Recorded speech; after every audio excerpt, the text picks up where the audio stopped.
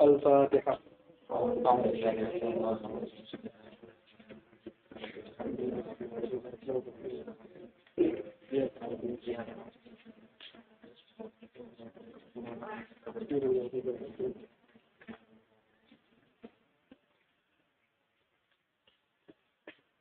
Alhamdulillah, ini kita akan memulai pembahasan majelis usul fikih yang alhamdulillah sudah berjalan lebih dari 2 tahun. Dulu tahun berapa? Ya, saya baru 2015 awal. 2014 akhir sampai 2015 awal. 2 tahun lebih, nyaris 3 tahun. Itu awalnya dulu pertama kali di sekretariat TC. Di Jawi awalnya. Karena ada kawan yang meminta untuk membacakan usul fikih. Oke, kita ngaji usul fikih. Syarah Al-Mahalli Al-Waraqat.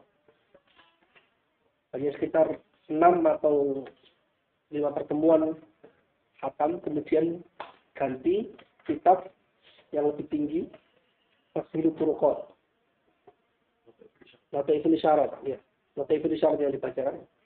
Syarahnya Syekh Abdul Hamid Kudus, ulama Nusantara yang wafat di Mekah, belajar di Mekah, wafat di Mekah, mengajar di Mekah. Itu mensyarahi nadhomannya Imam Amriti, nadhoman Waraqat. Waraqat dinadhomkan dari Tafsirut Turuqat, kemudian disyarahi oleh Syekh Abdul Hamid Kudus. Cetakannya banyak. Ada di Darul Basair, ada di yang lainnya juga. Itu Lataiful Isyarat. 1 tahun setengah atau lebih. Alhamdulillah hatam. Kemudian saya pulang lama. Tahun 2017 saya pulang itu sejak Maret akhir. Pulang selama 7 bulan. Karena terlalu lama, ya kan? Awal banget kan, akhirnya pas balik juga agak bermasalah. Di bandara itu masalah. Saya di bandara Kairo itu nyari 1 jam. Karena dilihat-lihat itu kok, ini kok lama banget pulangnya gitu loh. Jadi bermasalah. Aku pikir dulu yang berkali-kali pulang itu malah bermasalah. Enggak, yang terlalu lama malah bermasalah. Jadi kawan-kawan yang bagasi itu ya aman. Ya. Bulan 2 kali itu aja. Malah aman. Akhirnya baru mulai lagi. Ya kemarin kawan ada yang nanyakan, ayo kita mulai lagi, ayo kita jamu jawab aja. Misalnya sebelumnya saya udah menjanjikan setelah Lataiful Isyarat hatam nanti masuk ke jamu jawab. Karena tadarusnya seperti itu. Ya tiap orang itu bisa nyusun tadarus masing-masing. Tapi kalau dan saya juga bisa nyusun sendiri. Jadi tadarusnya seperti itu. Malah beberapa orang punya metode lagi yang berbeda dengan orang lain. Tadarusnya sama sekali nggak menyebutkan jamu jawami. Jadi gitu, saya langsung dari Waraqat langsung ke Minhajul Usul. Dari Minhajul Usul ke syarah-syarahnya, kemudian ke Mukhtasar Ibnu Hadzim dan syarah-syarahnya. Seperti itu. Karena fokusnya ke pembahasan taklil dan tadlil usuli yang dia mirip sekali dengan ilmu kalam, mirip karena ditulis oleh orang yang ulama-ulama yang ahli kalam. Karena itu fokusnya ke situ. Sedangkan jamu jawami itu matan tidak ada tadlilnya. Matan usul fikih yang paling lengkap, matan dengan ukuran, dengan jumlah kata-kata yang paling sedikit, paling mencakup masalahnya, kemudian. Dalilnya tidak, taklilnya tidak ada. Karena itu banyak sekali syarahnya. Taklilnya tidak ada. Jadi kalau hanya baca jamu jawabnya saja tanpa istihdor terhadap taklil dan tadlilnya, maka faedahnya sangat sedikit kalau baca jamu jawab. Tapi ilmu ya seperti itu. Ilmu ya seperti itu. Ilmu itu al-masail. Di mana-mana ilmu itu masail. Adapun dalilnya itu ziyadah alal ilm. Jadi al-ilmu alal ilm. Ilmu alal ilm. Jadi jangan dibayangkan kalau hanya membaca matan misalnya, atau matan apapun dalil ilmu usul fikih, kalau tanpa dalil itu berarti bukan ilmu. Itu subhat yang dimunculkan oleh orang-orang yang nggak paham tentang kitab terus. Kayak dulu tuh kaget. Pertama kali ketika mau ke Mesir itu Azhar itu kan perbedaan di Jakarta. Ketemu beberapa kawan saya yang salafi gitu loh. Terus dia tanya, kurikulum fikih di pesantren NU gimana kan? Saya tahu dia NU. Saya tuh dilihat orang itu langsung kelihatan NU. Saya belum ngomong itu udah NU juga sih. Padahal saya nggak ngerokok maksudnya. Tapi kalau saya dulu tuh yang ngerokok itu Ahmad Muzaidi, nggak hanya dibilang NU, orientalis lah. Karena dia itu ada hafal Quran kan. Tapi di kalangan kita kawan-kawan itu yang hafal Quran banyak. Tapi yang hafal Quran dan terang-terangan mujaharah bitadkhil dia. Kaget. Tapi saya yang salah itu kaget. Hafal Quran? Iya. Ngerokok? Ya iyalah ngerokok lagi. Orientalis gitu. Kok bisa gitu? Saya dia itu Al-Quran la yujami ad-dukhon. Padahal ya Al-Quran yujami tulahannya kan. Ada orang pakar Al-Quran tapi yang rokok, kematian korupsi juga ada. Al-Quran. Tapi seperti itulah. Tapi itu ya guyon tapi ya yakin gimana gitu. Nah, yang begini lagi ketika datang ke Mesir, Zaidi baru tahu ternyata yang rokok itu banyak. Yang terang-terang cuma dia. Jadi kawan-kawannya itu malu-malu pas rokok awal-awal gitu. Pas di sini wah teman saya banyak ternyata. Ya, di antara kawan saya salah omongannya tadi itu biar nggak terlalu jauh. Omongannya tadi kurikulum fikih apa? Ya fikih ya seperti ini, ya ini. Terus di sana itu ada dalilnya nggak? Jadi ya ada dalilnya lah. Cuma kadang disebutkan, kadang enggak. Tergantung kitab yang kecil, yang besar. Nah, itu dikira bahwasanya kitab yang tidak ada dalilnya itu bukan ilmu. Padahal al-ilmu yutlaku ala salah satu umur kan. Alal masail, ya kan? Alal malakah, walal idrok. Seperti itu kan. Ya nggak ada, alat dalil itu nggak ada. Al-ilmu yutlaku ala dalil nggak, itu al-ilmu ala ilmu. Di atas ilmu, jadi levelnya itu di atas ilmu. Tapi ilmu saja, itu masail. Masalah-masalah yang kita hafal, makanya menghasilkan masalah itu kita menghasilkan ilmu. Menghasilkan ilmu. Dan itu. Nah, kamu jawabnya tidak ada dalilnya, tidak ada taklil, biduni taklil, ya biduni tadlil. Karena emang tujuan mu'alifnya itu ingin mengarang kitab yang mencakup akwal. Jadi ajma umat lil akwal al-usuliyah itu termasuk ini. Ajma umat lil sahirin lil akwal al-usuliyah itu jamil jawab. Makanya itu kurikulum di pesantren semuanya itu semuanya jamil jawab. Sanatnya lengkap, di sana ada dibacakan sampai pada sana sampai ke mu'alifnya. Dan bagus. Dan jamil jawab ketika muncul itu banyak diperdebatkan para ulama akhirnya menjadi madrasah tersendiri. Kata saya Al-Jum'ah dalam beberapa buku beliau, jamil jawab itu udah tajudul itu membangun madrasah usulnya tersendiri. Akhirnya dari jamil jawab ini diringkas, disarai, banyak sekali para ulama. Jadi madrasah sendiri. Sebelumnya yang sudah mapan, madrasah mutakalimin usul fikih yang sudah mapan sebelumnya, itu ya hanya Mukhtasar Ibnu Hazm, madrasah Mukhtasar Ibnu Hazm. Ada juga madrasah Minhaj al-Bagawi. Itu nanti nyambungnya ke Imam Al-Amidi yang Mukhtasar Ibnu Hazm itu. Tapi kalau yang Minhajul Usul itu nyambungnya ke Imam Fakhruddin Ar-Razi, itu madrasah. Nah ini karena Najmuddin Asub ini membangun madrasah baru yang menggabungkan thariqahnya mutakalim ini sama agak ngelirik gitu loh. Ngelirik thariqahnya fuqaha. Ngelirik thariqahnya fuqaha ketika nulis usul fikih. Karena ada madrasah lain, kitab yang lain. Itu thariqahnya fuqaha. Itu kitab-kitabnya ya sistematikanya berbeda. Pembahasannya nggak jauh beda.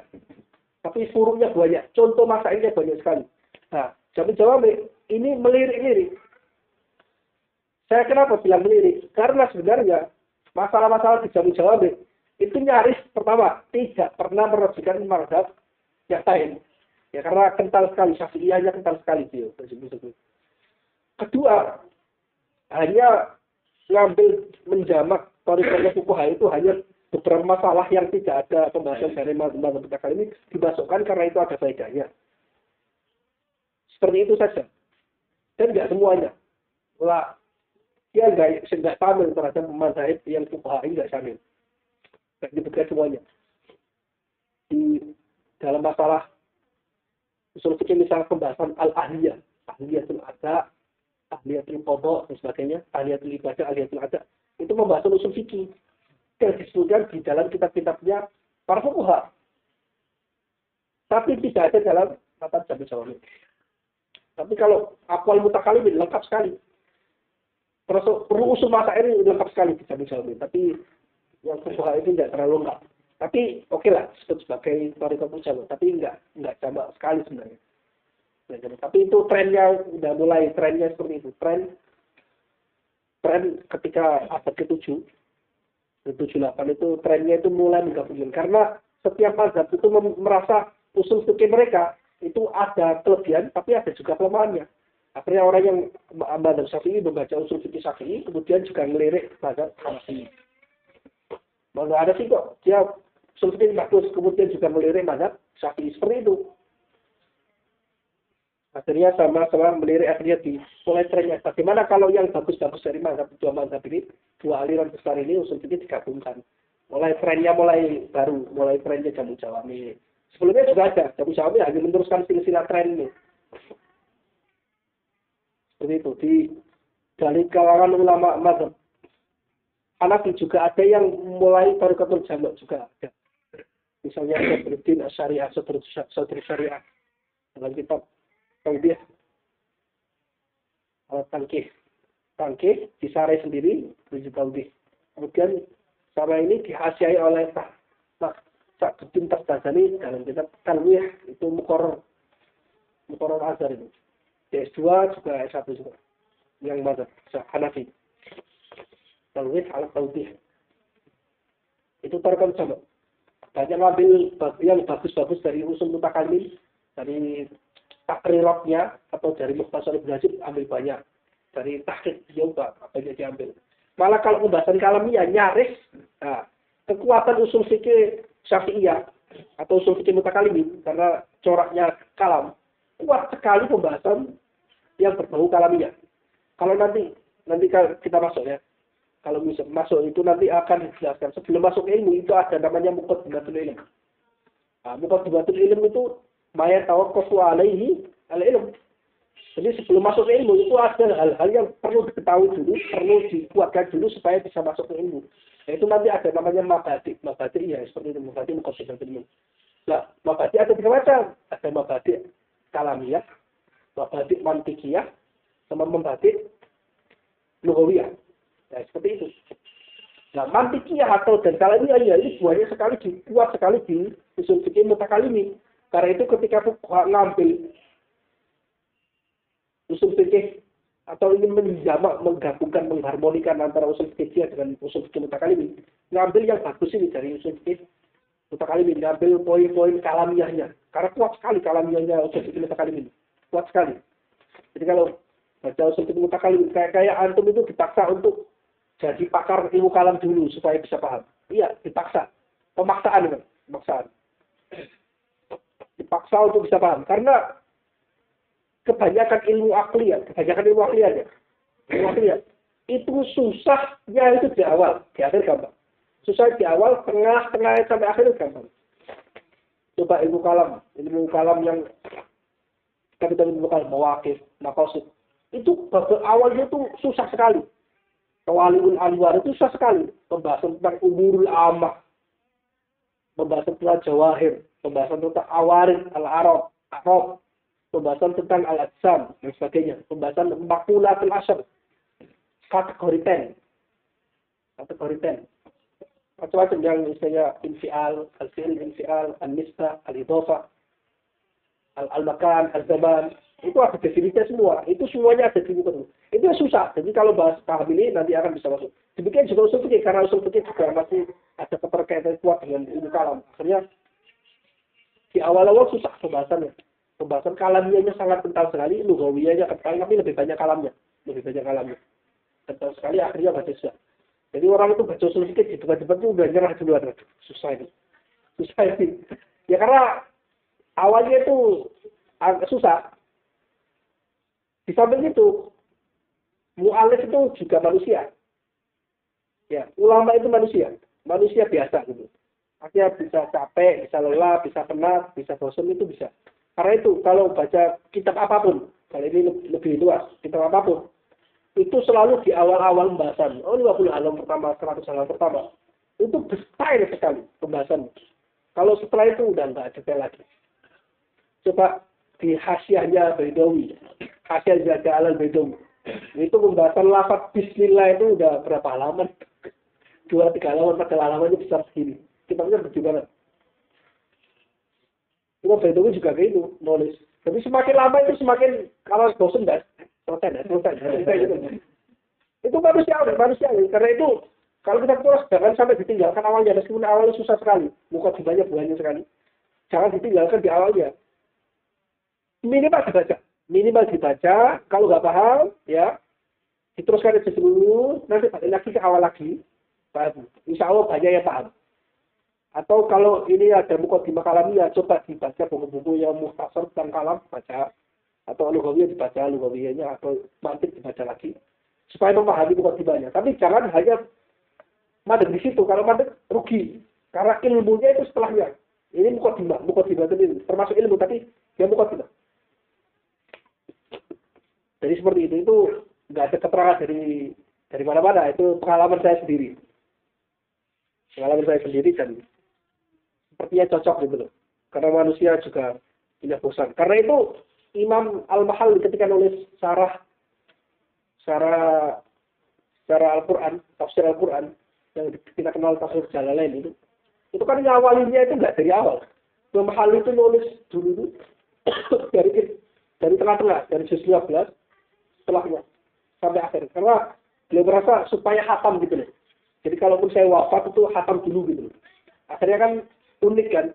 Ini ada tafsir Al-Quran tapi nyarainya mulai dari 15 sampai 30. Setelah itu beliau wafat. Diteruskan oleh Jalaluddin Suyuti dari nulisnya itu dari awal. Awal sampai juz 15. Jadi itu meskipun Jalaluddin Suyuti itu belakangan, tapi dia itu ngelengkapinya dari awal. Pinter, Imam Mahal pinter.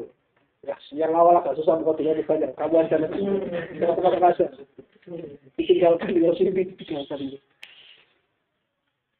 Ya seperti itu. Ya itu, pengalaman kalau baca beberapa kitab seperti itu pengalamannya. Jadi metodologinya itu di awal. Jadi salah juga ada orang bilang kitab terus itu nggak ada metodologi. Metodologinya ketat sekali. Cuma penulisan metodologinya itu yang nggak dekat dengan bahasa kita sekarang.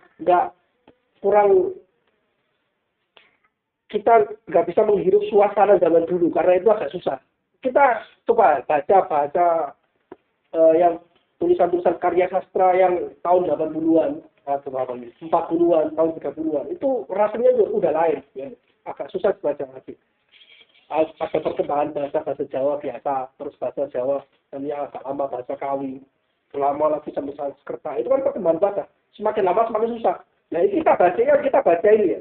Abad ke-7. Sudah 7 abad yang lalu. Nyaris otomatis berubah. Paling tidak itu daunnya atau minimal mustawa al-mu'ahil lil qira'ah itu berbeda. Mustawanya itu berbeda, levelnya berbeda. Sama dulu sebelum masuk ini, levelnya itu udah seperti ini. Karena ini udah enggak, jadi levelnya itu. Makanya itu harus banyak yang bisa menerangkan atau yang menuliskan untuk mempermudah itu perlu. Jadi kitab-kitab muasir itu dibutuhkan untuk menjembatani kita baca kitab Turos. Untuk menjembatani itu. Tapi jembatan, kalau sudah udah nyampe gitu kan ya harus jalan gitu. Jangan sepanjang hidup kita itu harap jembatan. Lama-kelamaan kalau ada banjir, ya hilang jembatan kok. Jembatan kan bisa kena banjir juga hancur kan. Nah, itu orang yang hanya baca kitab muasir. Banyak sekali yang hanya baca kitab muasir itu banyak sekali. tapi nggak turus. Karena turus itu ya intinya dalam masalah-masalah yang turus ya. Kalau dalam masalah yang kontemporer ya emang harus baca kontemporer. Fikih kontemporer emang harus kontemporer. Tapi turus itu menjembatani.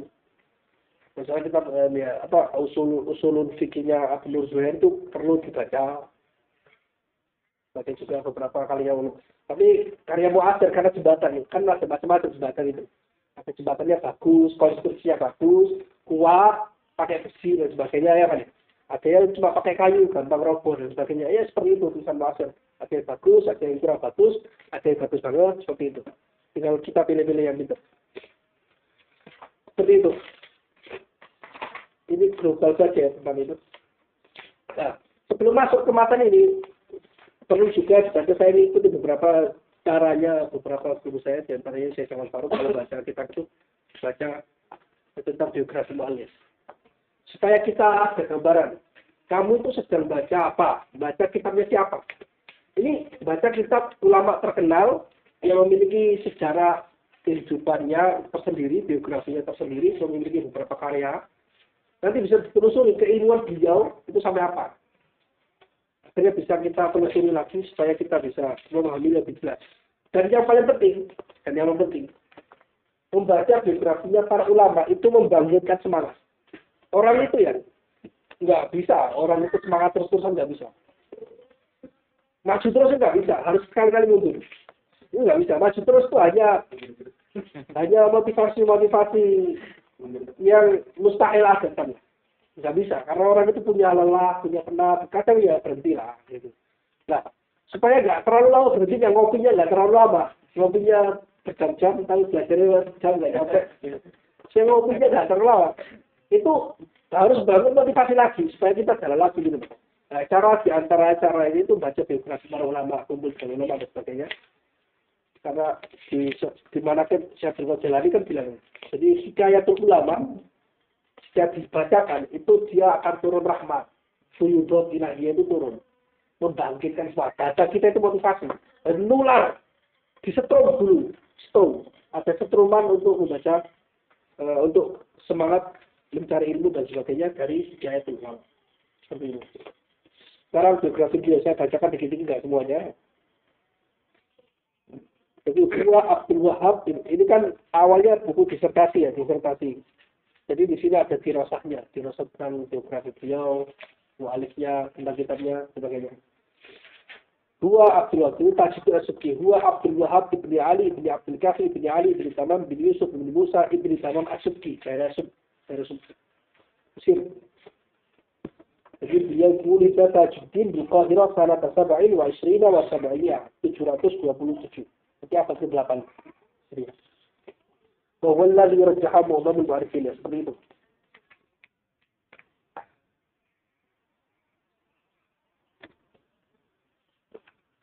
Jadi ada beberapa khilaf. Lahirnya kapan? Talaqqihi al-ilm. Talaqqa al-imam Tajuddin ma kana yatalaqfahu fi zamanihi kullu man talaba al-ilma wa fataha 'ainayhi ala baytin yamuju bil ma'rifah. Jadi Imam Tajuddin As-Subki itu beliau itu hidup di lingkungan yang alim ulama. Sejak awal itu memang bapaknya itu ulama banget. Syekh Ali Ibn Abdul Kafi itu alim sekali. Karena itu alim sekali. Jadi bisa terlihat itu bitisya ghair wahidin. Disebut sebagai mustahid. Zaman itu yang ngakui sebagai mustahid itu bukan hanya satu orang, banyak orang. Bapaknya beliau, bapaknya Tajuddin As-Subki.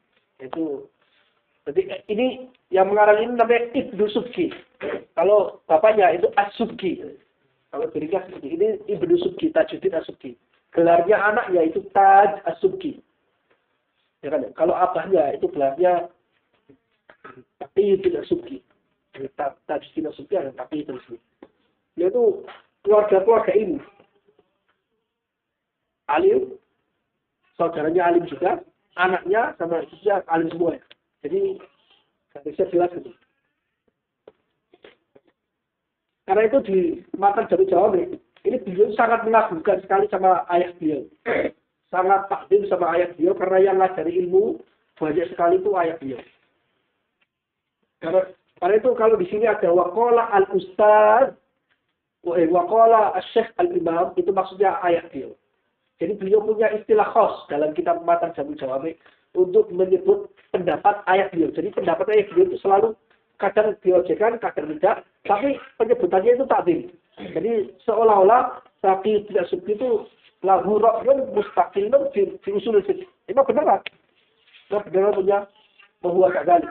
Punya ra'yun mustaqilun fi usul fiqh. Yasifuhu ghairu wahidin bil ijtihad. Saqi itu Nasuki. Punya syarah Minhajul Talibin, punya syarah masih di maktub, masih maktub. Tausyihul Minhaj kalau betul. Banyak sekali. Beliau itu Taqi bin As-Subki yang pertama kali, termasuk yang pertama kali ulama yang mengkritik Ibnu Taimiyah. Itu di zaman itu. Mengkritik Ibnu Taimiyah. Jadi sama Ali. Kritik. Zaman dulu itu Ibnu Taimiyah dianggap sebagai tokoh kontroversial. Iya, kontroversial. Dikritik oleh 4 mazhab, bahkan dipenjara atas tanda tangan para alim ulama di zaman itu dari 4 mazhab, bukan hanya mazhab Syafi'i, tapi juga termasuk mazhab Hambali. Ulamanya siapa saja nanti bisa dicari. Tapi termasuk yang kritik Taqi bin Subki. Di antara yang kritik lagi Ibnu Ibnu Jamaah, gurunya Ibnu Taimiyah.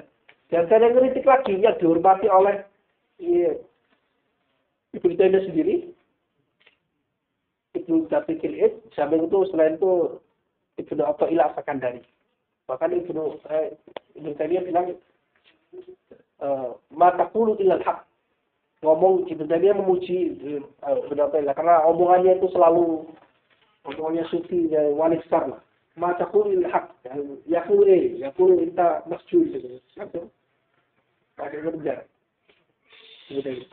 Nah ini kaki di zaman itu ulamanya banyak. Dan kebetulan ya, zaman abad ke-7 itu kebetulan ilmu itu matang. Banyak ilmu matang di abad ke-7 sampai 8. Banyak sekali ilmu matang di abad ke-7 sampai 8. Banyak. Ilmu usul fikih itu bisa disebut matang di abad ke-8. Syariah, matang. Karena kitab Babun sampai sekarang dihasilkan di abad-abad itu. Ilmu kalam juga matang di abad ke-8 itu. Di tangan As-Fazani, di tangan Sujani, Said Al-Sujani sama Sa'ad bin Tabazani. Ilmu usul fikih juga matang. Di abad-abad itu semuanya matang. Ilmunya matang. Pembahasan usul fikih mulai abad ke-4 sampai ke-7 sampai ke-8. Sebentar itu. 4 abad itu pembahasan usul. Setelah itu hanya ringkasan, ada ide-ide baru memang ada, cuma istilahnya nggak sekuat abad ke-7 sampai 8. Itu hidupnya seperti itu. Jadi kalau zaman itu dianggap sebagai mustahil atau dianggap sebagai ilmu ahli ilmu, benar-benar pakar zaman itu. Wara'a wufudal ulama wa hiya tansilu ila majlisi abihi yanhaluna min ilmihi. Jadi beliau tuh sudah dari kecil itu menyaksikan bapaknya itu dikunjungi para ulama. Ada munadharah, ada munaqashah, ada pembahasan ilmu sampai zaman sekarang itu seperti itu kan. Dan sering. Jadi sejak kecil itu mendengarkan omongannya orang gede. Dewasa lebih cepat. Maksudnya ilmunya dewasa lebih cepat. Tajuddin Nasuki itu. Karena beliau itu langsung melihat bapak apa beliau itu pelajari ilmu terus beliau banyak sekali menerima ilmu dari orang lain. فليس غريبا أن يبدأ في التحصيل مبكرا وأن يحفظ القرآن في صغره ثم يأخذ عن والده أصول العربية والعقيدة والتشريع ويتتلمذ على أساطير عصره. Jadi mengambil dari ayat beliau itu banyak sekali ilmu, terutama ilmu syariah dan ilmu aqliyah. Mengambilnya ilmu bahasa Arab, ilmu akidah, ilmu syariat. Dan beliau mengambil dari banyak sekali ulama zaman itu. Beliau muridnya Az-Zahabi. Az-Zahabi itu pakar, sangat pakar dalam bidang as-sirah dan as-rijal dan hadis. Tapi yang lainnya nggak pakar. Dia nggak pakar. Bisa dianggap malah awam dalam masalah ilmu kalam, ilmu usul fikih. Zahabi itu awam. Bisa disebut gitu, awam Zahabi. Tapi dalam masalah as-sirah, dalam masalah rijal, itu kuat sekali. Jadi kajian susu itu berguru beri. Padahal Az-Zahabi, Az-Zahabi itu muridnya Ibnu Taimiyah. Akidahnya agak member Ibnu Taimiyah, tapi kadang-kadang mutorib. Karena beliau itu awam, bukan alim. Kadang di pendapatnya ini ikut Ibnu Taimiyah, kadang pendapatnya agak lain gitu. Karena awam. Tapi beliau itu hafidahnya kuat, belajarannya kuat, alim dalam bidang yang seperti itu. Pas disuruh ngaji oleh ayahnya, ke beliau pada hati dalam bidang ini. Bagi yang lain juga dalam bidang yang lain.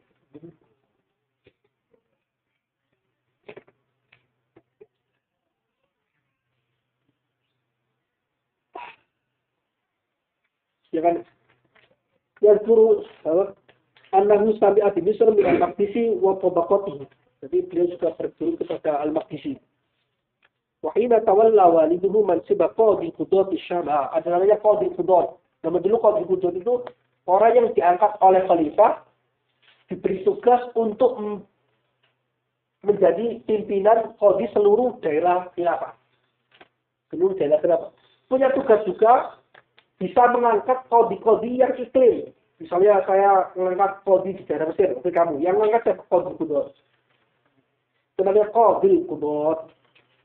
Gelar orang pertama kali yang mendapat gelar qadi qudot adalah Yusuf. Yusuf. Muridnya Abu Hanifah. Qadi qudot. Jadi apa? Dia itu jadi qadi qudot.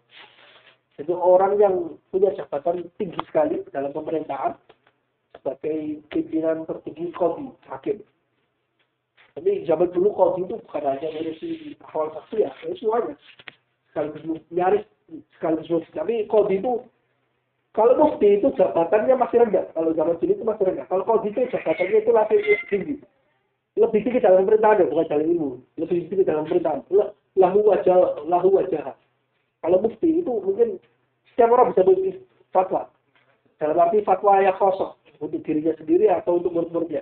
Karena itu fatwa itu, benar fatwa itu ada yang resmi, ada yang tidak resmi. Memang benar. Zaman dulu banyak. Ada fatwa. Misalnya Imam Suyuti itu tidak pernah jadi mufti yang resmi negara. Tapi dia punya fatwa. Itu maksudnya fatwa untuk murid-muridnya.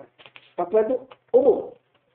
Ada yang fatwa yang dipakai untuk negara seperti itu umum. Jadi fatwa itu banyak maksudnya. Qadi, tapi kalau qadi itu langsung kaitannya dengan pemerintahan. Kalau qadi itu langsung kaitan dengan, karena dia yang diberikan tugas oleh pemerintahan untuk melerai persengketaan. Nah, tugasnya qadi itu melerai persengketaan.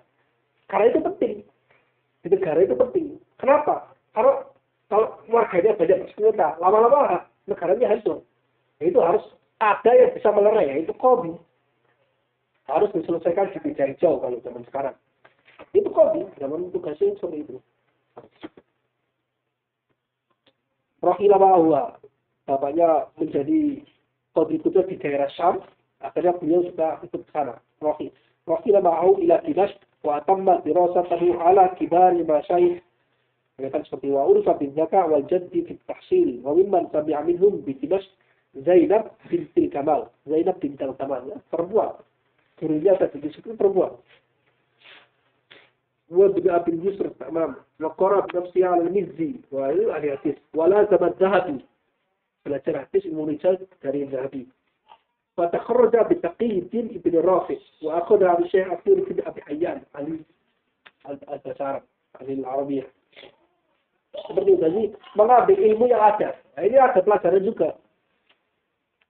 Hendaklah orang yang mau mencari ilmu itu mencari ilmu di daerah yang paling dekat dulu, di daerahnya. Kemudian agak jauh. Al-Aqrab. Betul. Jadi jangan misalnya di daerah misalnya di Indonesia itu ada pesantren banyak. Aku nggak mau pesantren di Indonesia, nanti anakku nggak mau saya sekolahkan di Indonesia. Langsung ke Arab. Itu malah makruh. Ngurus mustahab. Karena yang bagus itu mengumpulkan ilmu di daerahnya sendiri atau di daerah yang paling dekat, yang paling mungkin lah, terserah. Pokoknya daerah Indonesia dulu atau Jawa dulu. Setelah itu baru pergi ke lain. Itu penting. Kalau langsung itu etikanya tidak ada. Karena pertama itu seolah-olah tidak menghargai ulama sekitar. Kedua itu tidak ada ketersambungan antara itu dengan lingkungan. Antara orang ini dengan lingkungan sekitar itu nggak bagus. Seperti itu.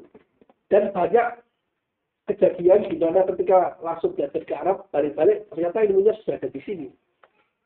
Ya kan, sudah ada di daerahnya. Kenapa jauh-jauh? Seperti orang yang belanja ini. Karena hanya gengsi kan belanja di mana? Belanja di Paris itu. Beli banyak pakaian-pakaian. Ketika sampai di rumah dibuka, loh, kok made in Bandung? Belinya di Paris, jauh banget, harusnya beli di Bandung kan. Lebih murah. Ngambilnya Ngambilnya malah dari Bandung, kain-kain seperti itu. Banyak seperti itu. Jadi berguru dulu ke abahnya, paling dekat malah abahnya beliau ini. Terus kemudian ulama sekitar Mesir, kemudian ke Syam. Jadi seperti itu. Tapi jangan hanya terbatas di daerah lingkungan. Kalau udah merasa atau nggak usah merasa, kira-kira umumnya itu sudah bisa mengetahui meskipun nggak alim banget, ya harus keluar. Al-Aqrab al-Aqrab.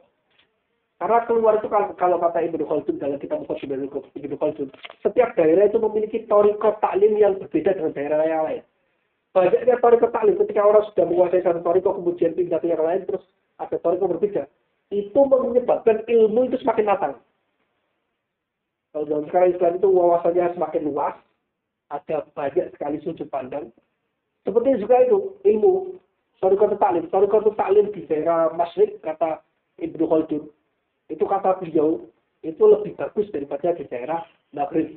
Ibnu Khaldun bilang kayak gitu. Karena itu intizazut thariqah dan taklim itu bagus sekali. Semakin matang ilmunya suaranya. Seperti itu. Yang dari Indonesia belajar terus ke sini lebih matang daripada hanya satu tempat itu seperti itu. Kita bisa merasakan semuanya seperti itu. Walam yaktasi Ibnu Subki bitalaqihi al-ma'rifata ala haula'il alam. Tidak hanya cukup mencukupkan diri talaki. Wa inna ma ibtada ila tahsil binafsihi. Tapi juga dia menghasilkan atau belajar mutalaah dan sebagainya dengan sendiri. Nah, talaki itu penting, tapi jangan hanya talaki. Belajar itu jangan hanya talaki. Imam Haramain ketika belajar satu ilmu, itu murojaah atau baca sendiri kitab-kitab yang tersedia di zaman beliau itu sampai satu talaki satu warokoh, kemudian mutalaah belajarnya sampai 1000 warokoh. Karena kalau mencukupkan diri dengan talaki, pertama nggak akan sempurna ilmunya. Kedua emang menghabiskan waktu banyak sekali. Mutalaah itu penting. Dan mutalaah itu bukan hanya ilmu yang kitab yang dibacakan itu enggak. Cari kitab yang lain, ya. Yang satukan dibaca sendiri. Kalau nggak tahu, coba dipahami. Kalau nggak bisa, ditanyakan. Jadi yang dikatakan malah saya kelahu saya itu kalau tidak ada syekh sama sekali dalam satu bab. Misalnya kita belum pernah belajar biologi atau belum pernah ilmu kedokteran. Beli kitab kedokteran, saya baca sendiri, baca sendiri, nggak pernah punya guru. Itu bahasa ilmu setan. Tapi kalau sudah pernah belajar ilmu kedokteran secara umum, apalagi sudah hafal satu buku, seperti itu, atau ilmu fikih dan sebagainya sudah hafal satu buku, kemudian kita beli buku sendiri, kita baca sendiri untuk menguatkan sendiri, itu boleh, bahkan dianjurkan sekali. Jangan dikira ulama nulis kitab itu hanya ditalakikan, nggak mungkin. Ulama nulis kitab gorotnya itu bukan hanya untuk talaki. Ini udah punya Syiar A'lamil Nubala yang panjangnya itu nggak tahu berapa jilid itu, 50 jilid. Itu mungkin nggak ditalakikan? Nggak mungkin. Beliau nulis itu untuk di masodir, untuk dibaca sendiri, untuk para ulama jadi referensi. Andai kata tidak boleh ngaji sendiri, baca sendiri, tanpa talaki. Tidak mungkin para ulama nulis kitab besar-besar. Padahal yang di kitab-kitabnya diajarkan itu ma'rufah. Qalilah munhasir. Sedikit sekali. Bapaknya. Wahyu itu untuk pengembangan, levelnya pengembangan. Dan harus baca. Tapi kalau tanpa talaki, emang kayak gelambiar gitu loh. Maklumat itu gelambiar. Ya. Nggak jelas. Karena kita nggak punya dobit yang ada di otak ini. Satu fan ilmu yang kita kuasai sedikit. Sihori ilmunya belum dikuasai, langsung ke besar. Itu banyak bacaannya seperti itu. Saya itu pernah lihat itu di Facebook ada orang itu buka talaki di Indonesia. Keren. Salto. Buka talakinya musuh aku itu ya bro. Ini dua karton. Gimana itu? Talaki apa itu? Dua karton ini. Dua karton. Berapa ribu harganya sekarang itu? Ribuan. Talaki musuh aku ini bayangkan. Itu sampai dia meninggal terus cucunya sampai mengajarkan meneruskan juga nggak akan itu kayak gitu. Musuh aku itu. Itu langsung buka bahasa di umum, secara umum, musuh aku itu ya. Apa maksudnya itu? Tulisannya talaki soalnya, talaki bukan istilahnya pengajian umum talaki, talaki. Jadi ya ada kitab yang soleh lijar, bertali, ada kitab yang soleh ini mutolaah. Dan semua kitab soleh ini mutolaah. Tapi tiap zaman berbeda-beda. Tergantung mustawanya. Nah, itu penting. Jadi belajar sendiri penting. Saya dulu sempat begitu. Banyak sekali kawan-kawan, yang nggak semua kawan sih, ada beberapa kawan yang saya tahu di pesantren salaf juga. Itu karena mungkin baca keterangan dari gurunya atau ustaznya itu separuh, jadi ketakutan bahasa Syaitan itu sama sekali nggak berani baca kitab yang belum pernah didengarkan dari gurunya, nggak berani sama sekali, nggak berani. Nanti salah pemahaman gimana? Iya, berarti itu kan udah belajar fikih ya, tapi kok nggak berani baca kitab yang lain gitu loh. Kitab fikih yang lain kan saya tahu itu saya nggak pernah mengajar. Kalau misalnya nggak mau ngajar kecuali udah diajar boleh lah, itu kan mungkin sesuatu taklimnya. Tapi kalau baca aja dia nggak berani karena khawatir salah pemahaman, itu salah. Itu yang takut itu bisa menghalangi kita untuk bisa mencari ilmu seperti itu. Takut gurunya setan enggak. Justru setannya itu tarik kamu jangan baca jangan baca. Setan itu balik itu. Ya dimaksud seperti itu kalau dia nggak mutlak, itu nggak pernah belajar fikih sama sekali, tiba-tiba baca buku fikih. Terus rukun-rukun haji, sebetulnya diantaranya tertib. Wah, dibaca, wah ini tertib. Terjemahannya tertib. Berarti harus tertib. Harus tertib. Itu aja orang kayak gitu. Harus tertib. Jadi misalnya kalau misalnya haji terus itu nggak tertib. Ketika orang itu nggak tertib. Asalnya capek asalnya nggak tertib. Harus tertib gitu. Itu aja. Itu kalau nggak punya guru tentang fikih ya seperti itu tertib. Makanya punya guru suka jangan lupa. Teman saya itu ngajar fikih, udah pernah ngaji fikih lama, terus kemudian lama terus belajar filsafat, terus balik-balik ke Indonesia. Suruh ngajar fikih kaget dia. Wah lama banget nggak buka fikih. Terus dia ngajar tentang aksamul miyah itu ada namanya miyah yang mutlak, yang mutlak itu antaranya ma'ul aini. Dia juga air mata. Air mata. Antara air yang bisa dimensucikan dengan air mata. Nah, muridnya itu agak pinter. Loh, Ustaz, air mata tuh bagaimana ya tasawurnya? Bagaimana ya bisa digunakan wudhu? Nah, teman saya itu agak pinter juga. Lupa tapi agak pinter. Tuh. Coba, ada nggak orang yang bisa berwudhu pakai air mata? Ada nggak? Ya susah Ustaz, karena nggak susah ngumpul ya, berarti biasa. Itu. Karena nggak bisa itu nggak ada biasa, gitu air mata digunakan wudhu. Jadi nanti kesimpulan akhir itu benar. Kok tidak itu? Terjemahan salah. Maulah ini diterjemahkan air mata. Tapi muridnya kan nggak tahu, oh iya benar berarti nggak boleh kayak ini. Benar, alhamdulillah. Tetap bayar aja ya. Kembali. Tapi dia itu sampai setelah ngajar lama itu sampai itu lama itu dia emang memahaminya seperti itu, memahaminya mau ini air mata gitu. Tapi dia itu masa sih air mata? Tapi ya air mata kan terjemahannya gimana ya? Akhirnya Mas itu tanya ke saya, mau ini itu artinya apa? Kalau itu air sumber ini mulai wah ya Allah astagfirullahaladzim aku udah juga pakai mata. Padahal dia itu berguru gitu loh, lupa. Ya. Apalagi ya nggak punya guru bahasa itu setan jelas itu. Nah, wa aqbala al ilmi bi himmatin faqiyya wa nafsin musawwiqah. Semangat, belajarnya semangat, baca semangat kayak gitu. Jadi mutolaah itu penting. Ada buku yang ditulis oleh para ulama, yang antaranya Syekh Abdul Latif. Abdul Latif siapa itu ada cetakannya di dalam fikih, ada juga cetakan yang lainnya juga ada. Itu tentang ada mutolaah ada. Kalau kita coba di searching di Google itu al-kutub di Adabul Mutolaah itu ada. Ada cara mutolaah itu ada. Mutolaah itu diantaranya ya ini kan saya peringatkan.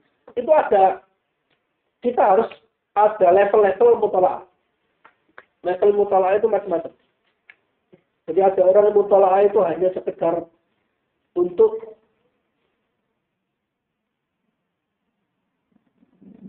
li'idrokin masail. Jadi kita ngaji sama guru, nggak paham, terus kita mau lagi supaya kita masuk ngomong.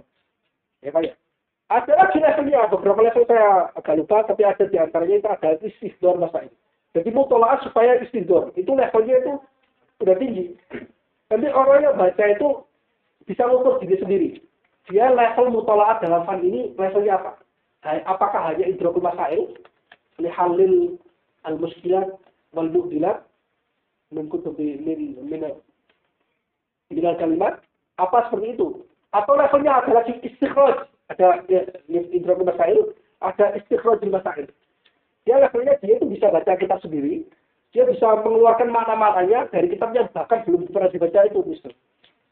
Tapi ada lagi di atasnya itu adalah istighdor, levelnya istighdor. Istighdor itu di atasnya istikhraj. Istighdor itu sekira satu ilmu itu dia masailnya sudah ada di otak itu sebagian besar. Paling tidak dia hafal matan.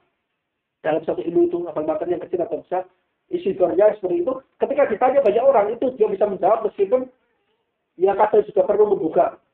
Itu levelnya istidor. Jadi misalnya itu belajar ngaji ilmu, satu ilmu, kemudian ini merasa perlu dipelajari terus mutalaah sendiri. Ya itu. Jadikan sampean itu baca buku atau baca kitab itu levelnya ditingkatkan. Ya misalnya awal idrakul masail, oke udah paham. Kemudian tingkatkan levelnya. Bagaimana cara meningkatnya? Dengan itu mutalaah itu tingkatkan sampai ke levelnya istikhrajul ma'ani. Kalau istikhraj misalnya gini, misalnya kalau dalam fikih, kalau baca kalimat-kalimat ini langsung bisa menyimpulkan mafhumnya. Menyimpulkan mafhumnya dengan sendiri, tapi tak tertulis di situ, tapi bisa menyimpulkan mafhumnya. Ya kan ya? Seperti yang tadi itu, yang baca tertib terus itu menyimpulkan mafhum. Cuma ya disimpulkan salah di atas semuanya, jadi kan salah. Jadi syaratnya dia tertib, harus tertib kan. Berarti mafhumnya berarti kalau nggak tertib nggak. Itu benar. Dia itu mafhumnya udah istikhraj, cuma dia terjebakkan salah, istikhraj salah. Ini sumbernya di sini harusnya di istikhraj sini. Ya kan dengan contohnya istikhrajnya salah, gitu loh. Istikhraj itu levelnya istikhraj. Istighdor itu lain lagi. Istighdor itu kira-kira kalau itu ditanya orang tentang usul fikih misalnya, nggak perlu bawa buku. Oh ini. Meskipun nggak benar-benar tuntas semuanya dalilnya, langsung nggak. Pokoknya istidlal masailnya udah ada di otak. Pembahasannya paling tidak itu hafal matan, kemudian urutan babnya. Babnya itu apa saja? Bab awal itu apa? Bab awal. Seperti itu. Kalau usul fikih kalau mutakallim itu hafal. Muqaddimah kuasa bahasa tutup. Seperti itu. Muqaddimahnya muqaddimah kalamiyah, ya kan kalamiyah, lughawiyah, mantiqiyah, ya kan. Kemudian satu masail. 4 masalah pertama itu dalil muttafaq alaih. Alkitab, as-sunnah, al-ijma', al-qiyas, ya kan. Ya kan. Kemudian yang satu lagi yang 5 itu adillah ilmu mukhtalaf fiha. Berarti 5 kan, tidak 2. Satunya 2 itu dibuat, satunya at-ta'atul wa tadbir, bab yang ke-6. Yang terakhir bab ijtihad. Atau beberapa ada yang didahulukan ijtihad, baru ta'atul wa tadbir, ada yang ta'atul wa tadbir, kemudian baru ijtihad. Jadi, muqaddimatul wasabati itu. Harus apa seperti itu ya global. Ada yang tafsirnya juga ada. Dalam kitab, dalam pembahasan kita sudah dibahas apa? Am, al-khos, musbal, mubayyad, muqayyad. Seperti itu kan. Dari sunnah itu tentang tahammul riwayah, syarat-syaratnya suruh itu tahammul surutul adab, kaifa yuhaddits, kaifa yasma'. Seperti itu kan. Terus madunna sidquhu, madunna kadhibuhu, atau makuti abi sidqihi, madunna sidquhu, makuti abi kadhibihi, seperti itu. Urutannya itu harus paham. Berarti kira-kira kalau ada butuh banyak beberapa waktu sedikit sekali kalau misalnya apa ya kira-kira langsung buka seperti itu. Levelnya itu istidor. Jadikan level mutolaah sampai itu istidor. Dalam satu ilmu yang sampai suka. Kalau misalnya suka ini terus beberapa juga suka ya jadikan semuanya rata gitu loh. Suka ini terus kemudian suka yang lain. Ya. Tapi sebisanya jangan hanya membatasi satu fan. Jangan hanya membatasi satu fan. Beberapa fan, kalau bisa belajarnya beberapa fan juga boleh. Karena untuk menghilangkan malas. Biasanya orang itu satu hal itu malas, capek, bosan gitu loh. Supaya kita tetap belajar, itu baca ini usul K, kemudian diselingi fikih. Atau 3 kali usul K, mukalam. Boleh. Supaya menghilangkan malas. Tapi kalau satu lama-kelamaan kalau udah sering kan bosan. Ya kan ya? Demikian juga kalau ngafalin juga. Kalau ngafalin, terus jangan banyak. Kalau nggak banyak nggak bisa keangkat semuanya. 1 atau 2 gitu. Jadi saya udah hafal ini, oke, udah selesai. Terus yang lain langsung 2 gitu. Supaya ada ada kayak persaingannya gitu. Persaingannya dalam diri sendiri. Wah, aku ilmu usul fikih udah levelnya sekian, tapi kok ternyata usul fikih itu masih sekian, dikejar. Tapi jangan dikejar ini.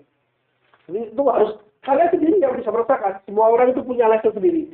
Dan ketika belajar itu diterapkan targetnya masing-masing. Targetnya saya itu mencapai level ini, mencapai level itu, atau kalau yang lebih konkret misalnya, itu kan masih abstrak. Maksudnya kira-kira kalau saya membaca buku, itu saya itu kalau ditanya orang bisa memahamkan itu levelnya. Saya dulu itu pakai standar itu dulu kan saya standar itu dulu. Saya baca apapun yang berbahasa Arab, yang kitab apapun, kalau saya membaca itu paham, terus saya merasa itu belum bisa memahamkan orang, berarti saya anggap saya belum paham. Saya baca terus dari kitab yang lain, tanya dan sebagainya, sampai saya punya perasaan saya itu bisa memahamkan orang dalam masalah ini. Itu level yang dulu saya ingin capai. Akhirnya, jadi saya nggak merasa paham kecuali saya merasa bisa memahamkan orang. Kan banyak orang yang paham tapi nggak bisa memahamkan. Itu ada kalanya terlalu jenius, ada kalanya terlalu doblong. Gitu. Dua pemikiran. Ada orang yang ketika menjelaskan itu muridnya nggak paham itu ada 20, benar-benar 20. Cerita sekali sampai kecepatan otaknya itu, ya kan? Itu terlalu cepat daripada lisannya. Ada yang bawah sekali, coba dia ngaku pinter gitu loh. Paham? Wah, aku nggak paham ya.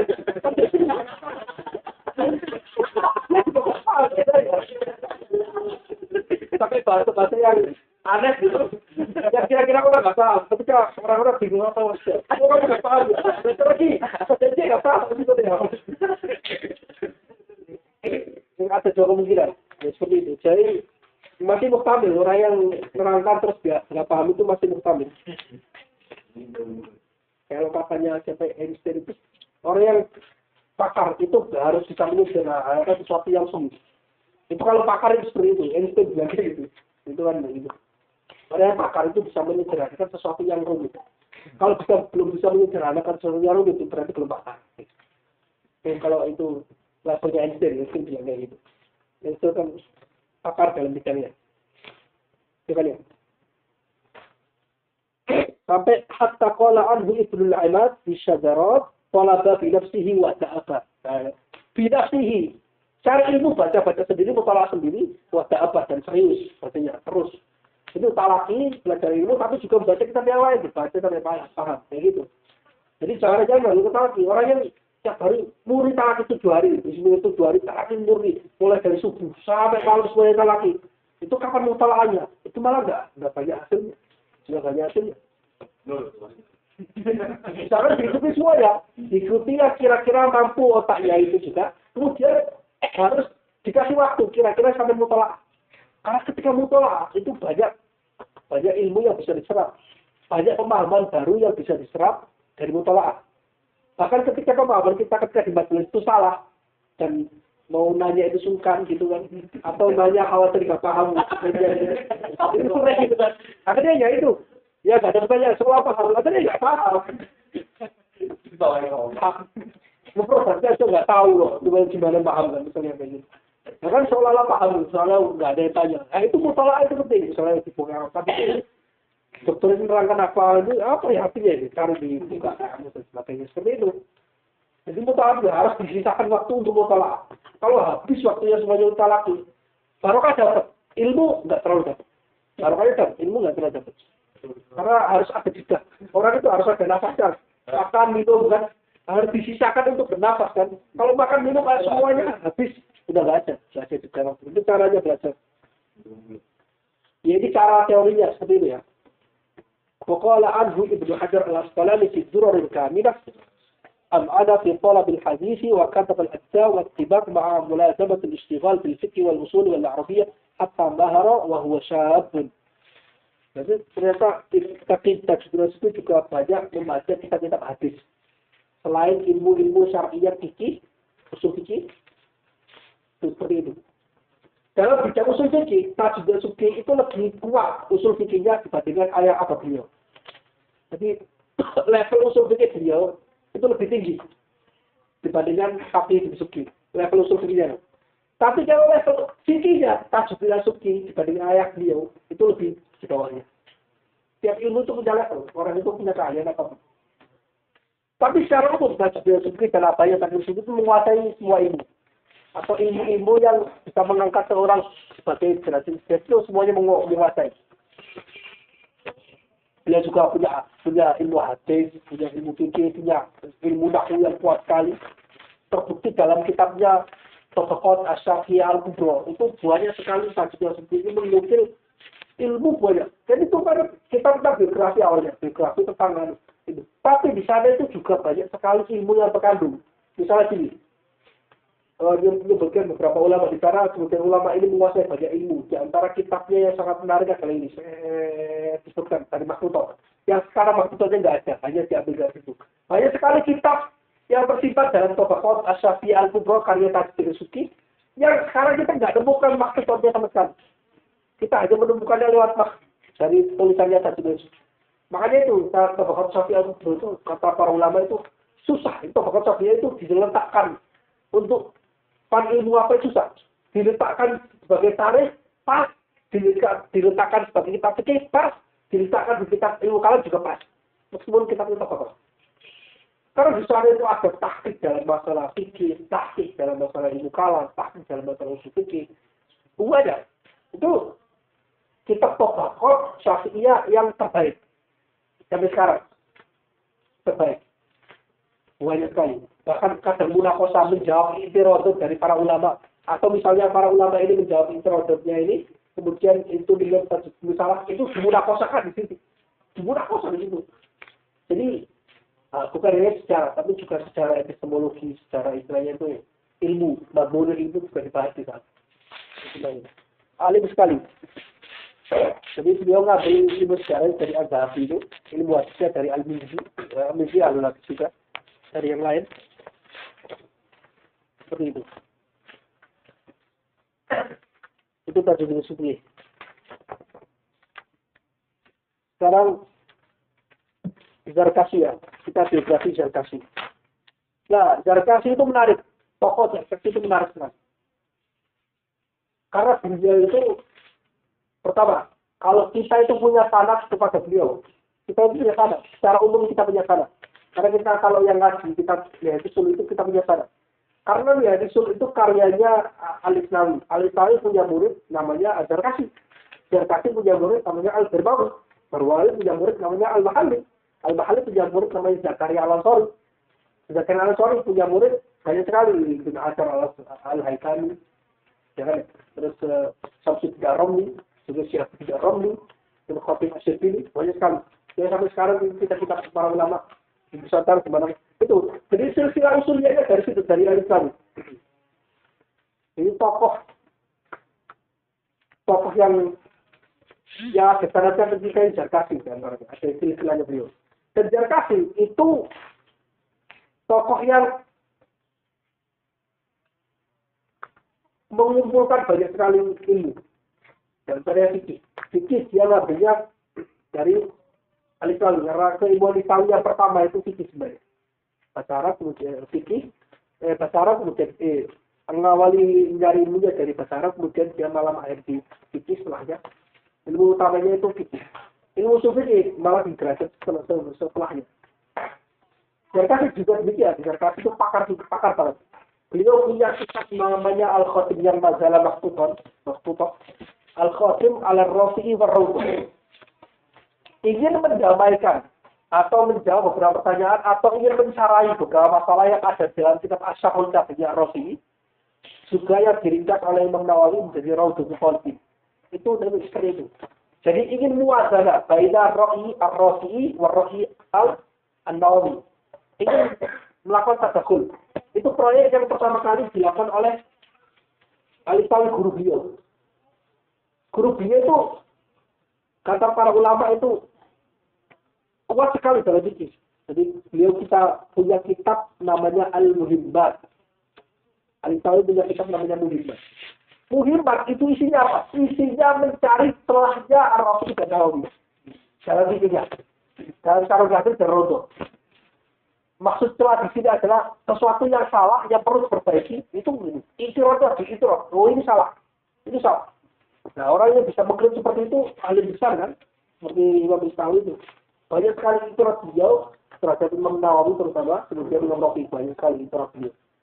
Maka ada yang bilang Imam Isnawi itu sampai hafal Raudhatul Talibin. Kalau itu sangat kuat sekali terhadap itu kita Raudhah. Nah, muridnya ini Zarkasi. Zarkasi juga mewarisi banyak sekali ilmu dari gurunya. Karena jadi kalau Zarkasi itu punya kitab ini Al-Khatim ala Rawdah wa Al-Rafi'i wal Rawdah. Seperti itu. Kalau kita usul fikih, Zarkasi itu unik sekali. Dia punya kitab yang menggabungkan semua di zaman itu. Semua usul fikih di zaman digabungkan jadi satu menjadi Al-Bahrul Muhit. Itu ada kitabnya. 5 jilid. Sebelah atas dari nomor 2 dari atas. Itu 5 jilid. 6 jilid. Itu Al-Bahrul Muhit. Itu kacamata Zarkasi. Itu kita termasuk kitab usul fikih yang termasuk yang paling besar yang menggabungkan banyak sekali atau yang jima akwal al-usuliyyin full. Semuanya digabungkan di situ. Bahkan di mukadimahnya beliau saya tidak hanya mencukupkan menukil dari mazhab para ulama dalam usul fikih tapi juga yuwalid al-aqwal. Istilahnya taulid dulu, istilahnya sekali cuma taulid dulu. Seperti itu juga, ini taulid al-aqwal. Kenapa taulid al-aqwal? Karena gini, ada ulama punya pendapat A, ulama lain punya pendapat B, ulama lain punya pendapat C. Oleh Imam Zarkasi diceritakan semua A, B, C, kemudian beliau ditarik garis tengahnya. Ternyata garis tengahnya mereka al-qadrul musyarak baina salasa itu adalah qaulun rafi. Taulidul aqwal. Jadi kita betul ada. Itu al-qadrul musyarak baina salasa al-mujba' bainahum. Berarti ada qaul rafi. Ya tidak disebutkan A, tidak disebutkan B, juga tidak disebutkan C. Taulid. Modelnya seperti taulid.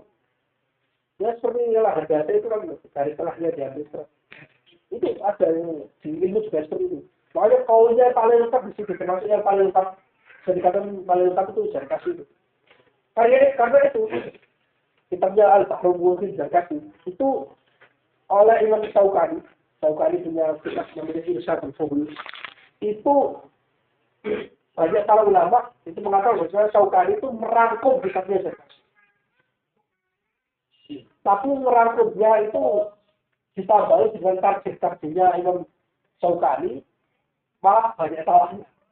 Karena Syaukani itu kebanyakan dia masih terpengaruh dengan mazhab Sunni, mazhab Zaidi. Dan Syaukani itu mazhabnya Zaidiyah, Syiah Zaidiyah. Tapi akhirnya merasa menjadi mustahil, akhirnya banyak tafsir. Tafsirnya itu yang agak buruk.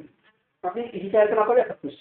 Malah kata Dr. Abdurrahman yang lebih bagus dari kitab Irsyadul Fuhul yang untuk merangkum Bahrul itu malah paling bagus kitabnya Al-Barnawi, muridnya langsung dari Zarkasi, yaitu kitabnya namanya Syarhul Alfiyah, namanya Al-Qawaid As-Saniyah 5 jilid. Itu muktabar al-qisar min Bahrul Muhit karena kitabnya lengkap sekali, banyak sekali. Yang lugahnya banyak, maknanya lengkap sekali. Ada di Maktabah Lulu'ah, dijual di sini, Maktabah Lulu'ah yang ada itu. Itu syarah dari Alfiyah beliau Al-Bawawi bikin Alfiyah di usul fikih. Seperti awalnya bikin matan dulu, An-Nubdah di ilmu usul fikih, An-Nubdah kemudian dari matannya ini dijadikan madoman. Kemudian dari madoman ini sama dia disarai sendiri. Ini maksud saya sarai sendiri aja nanti barangkali nggak ada yang nyarai kan beneran sampai beliau wafat nggak ada yang nyarai selain itu, saya beliau sendiri. Tapi terkenal sekali. Yang malah populer itu, yang lebih populer itu sarahnya ini, sarah dan matan nadomannya ini. Yang matannya malah nggak populer. Belum ada yang cetak, baru awal maksud itu dicetak di Darul mana itu. Di Mesir itu baru ada orang yang mengeluarkan pertama kali. Yudbak di awal Maret. Kalau yudbak di awal Maret itu lebih mahal. Biasa. Buku yudbak di awal Maret itu dia ngasih, itu saya nanya. Mahal, soalnya kan nggak ada ini tak tertinggi. Ini juga oleh Al-Mar. Itu malah lebih bagus dibandingkan itu 5 jilid, tapi tulisannya besar-besar. Besar-besar tulisannya, tapi bagus. Itu untuk sabar, tulisan ini bagus. Dari Zarkasi ini. Ya, karena itu, di antara alasan saya juga memilih kitab syarahnya Zarkasi ini, selain memang termasuk yang paling syarah jauh yang paling bagus termasuk ini. Tapi jika itu akwalnya itu banyak sekali lengkap. Jadi butuh untuk membaca banyak sekali akwal dan taujihnya itu beliau bagus karena beliau sudah menguasai akwal banyak sekali. Jadi kalau misalnya ada muslim di sini, saya tidak merujuk ke Bahru Muhit untuk mencari perluasan penjelasan atau ada taksir dari masalah. Karena itu saya pilih ini. Terima kasih. Ini di sini mana? Ada biografi dia. Ini kan ada.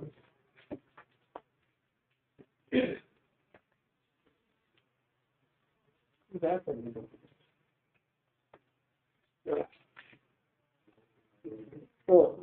ولد الإمام الزركشي في مصر سنة 745 وكان أبوه من الأطراف مملوكا لبعض الأكابر. Ayatnya itu masih Buddha. Kalau dulu Buddha ya. Ayat beliau Zarkashi masih Buddha.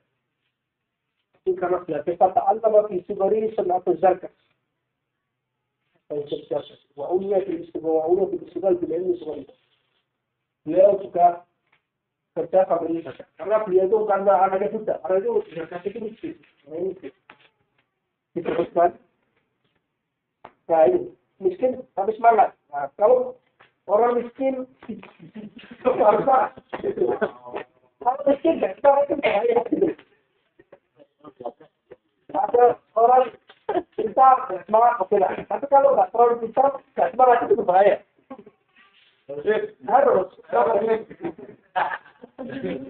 Harus semangat. Semangat bisa terus berlanjut. Rajin, bahkan dipikirnya watafaqaha bima zabisyafi wa hafidha kitab al-minhaj fi al-furuq kama tafaqana. Ini lagi yang itu dihafalkan. Benar. Ya, beliau banyak sekali fikih pertama fikih, usul fikih, kemudian hadis yang beliau kuat sekali. Dan ketika yang saya dikatakan, ketika beliau itu karena orang yang miskin ya, terus semangat. Akhirnya beliau itu setiap hari gitu ya, setiap hari datang ke tempat atau toko jualan buku. Zaman itu nggak cetakan, jadi ada namanya warok, ada orang yang menuliskan dari maksud mualifnya, kemudian dituliskan ulang, kemudian dijual. Itu seperti itu. Tiap hari kalau itu. Pekerjaannya apa? Pekerjaannya cuma baca itu, baca-baca, terus ada yang bagus, dicatat, atau dihafalkan, terus yang di rumah dicatat lagi hafalannya pasti. Tiap hari datang ke situ. Jadi belajarnya di toko. Belajarnya di toko. Kalau zaman sekarang di toko ya nggak belajar. Diskusi orang-orang.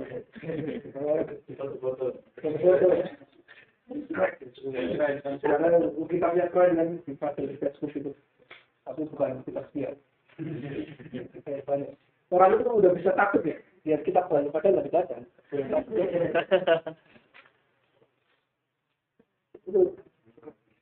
Jadi kayak gitu.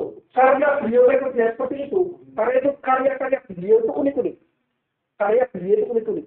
Karena beliau itu punya kebiasaan itu baca buku, terus yang unik lagi kata. Kita beliau itu selalu menyimpan akwal-akwal al-Ghariba yang banyak sekali. Coba kitab Al-Burhan.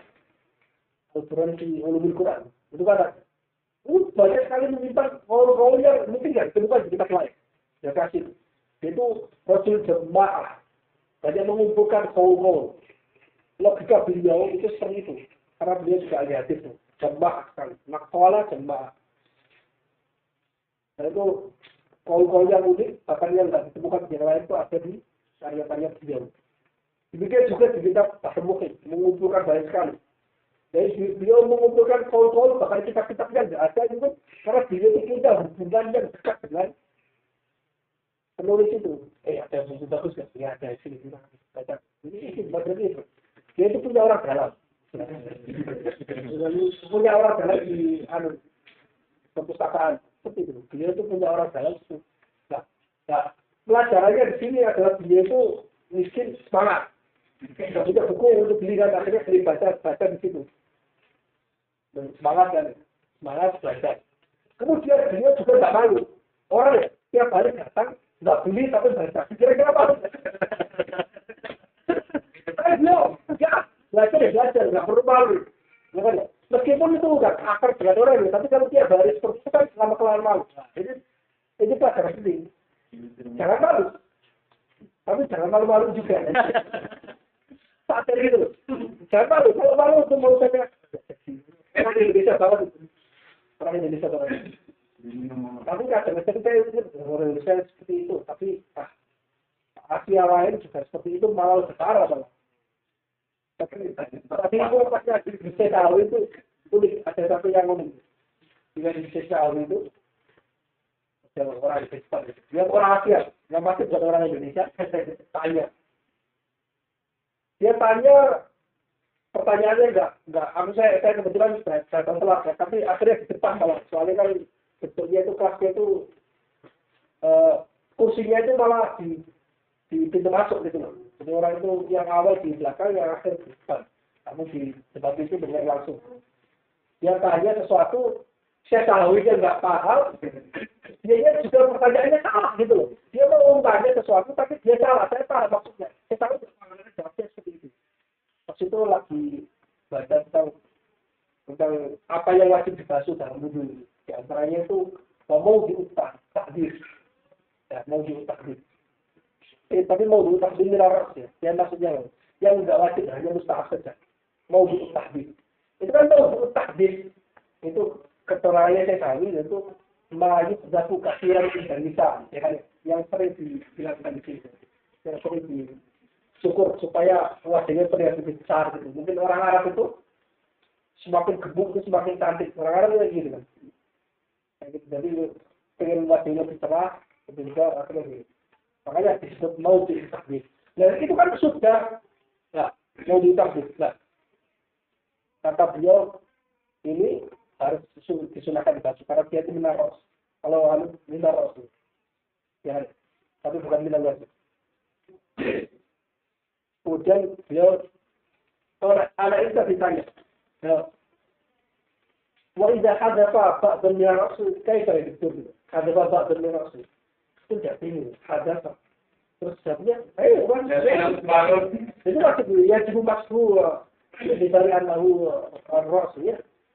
Terus diulang lagi pertanyaan seperti itu. Betul jawabnya seperti itu. Nah itu, ini maksudnya apa? Tapi iya salah deh. Dia maksudnya kepengen sesuatu hal, strukturnya pahamnya dari kalimat dia hal yang lain gitu loh. Jadi jawabannya itu, dia itu maksud ke sini tapi lafaz ke sini betul nggak sih ya sesuai dengan lafaz dia. Itu mau takbir. Itu kan maksudnya itu sudah menjadi nama daerah sini namanya mau takbir. Nah, itu jangan diistiqomkan. Ya, itu udah alam gitu. Namanya mau takbir. Sama dia dijadikan istiqom, dijadikan kalimat itu bertanya. Jika takbirnya nggak di sini gimana? Tidak ada ya, namanya tidak ada namanya takbir gitu. Jadi tanya sebenarnya kalau misalnya ada bagian dari kepala ini dipotong gitu loh. Itu apa wajib dibasuh? Wajib. Ya jelas lah, kan masuk kepala ini lebih dari anu. Tapi kata-katanya tidak ada tak benar, maksudnya apa? Ya ini wajib gitu. Jadi itu, kalau logikanya orang Adam dengan orang Arab itu berbeda. Orang Adam, itu logikanya itu kan setiap kata-kata berbahasa Arab. Iya. Itu selalu diartikan sesuai dengan mufrad. Selalu kembalinya itu madlul selalu.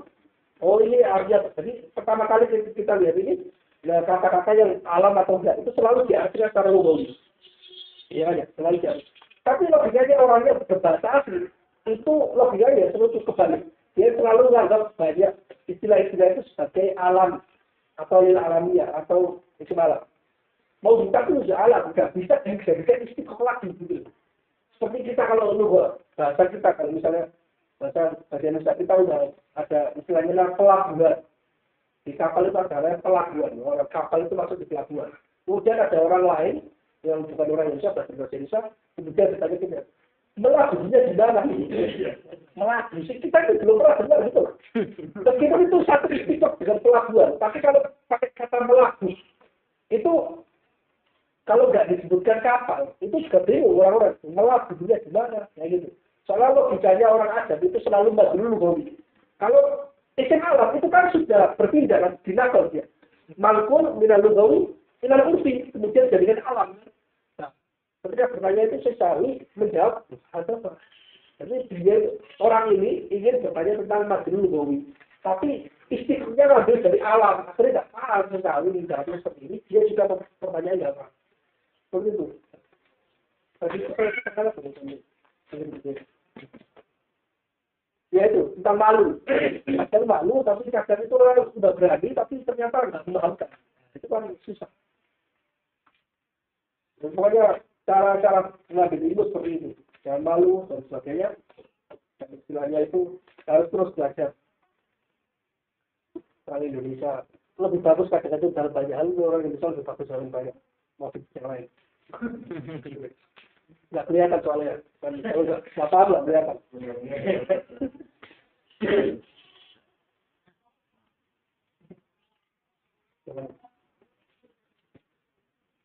ولم تقتصر ثقافته على العلوم الإسلامية بل كان له باع في الأدب وإحاطة بلغة العرب معرفة في الطب والقصائد في مجال الفقه وكان لذلك أثره في فهمه لكتاب الله والوقوف على ذلك أسراره. Seperti itu. Dengan Jatasi itu mengumpulkan banyak hal. Karena karakternya dia seperti itu. Karena rahimahullahu imaman minal a'immati lahul ba'u tawil fi mukhtalaf al-ulum al-islamiyah haitsu kana usuli faqihan al-fiqh. Dia punya kitab banyak muhaddisan. Ada kitabnya fikih yang kecil itu adalah salah dahab.